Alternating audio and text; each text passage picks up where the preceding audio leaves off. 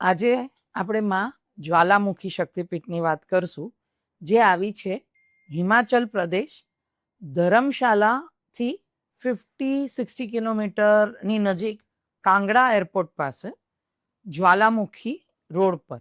હવે અહીંયા આગળ માની જીહ્વા ટંગ પડી છે અને ત્યાં આગળ કહેવાય છે કે કુદરતી જ્વાલા પ્રગટે છે અને આગ એની મેળે ઓલવાતી જ નથી, એ જ્વાલા પ્રજ્વલિત જ રહે છે.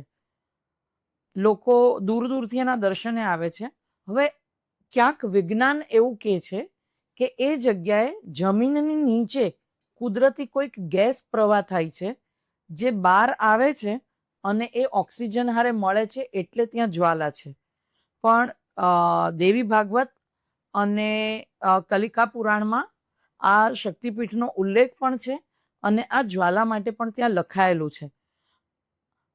કેટલું સાયન્સ યા કેટલું ખોટું એ આપણને નથી ખબર, પણ લોકો શ્રદ્ધાથી ત્યાં દૂર દૂરથી આવે છે અને પોતાની મનોકામના પૂર્ણ કરે છે.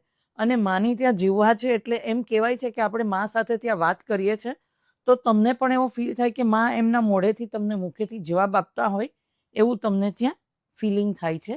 આ એવું જે લોકો જે આવ્યા છે એમના શબ્દો છે.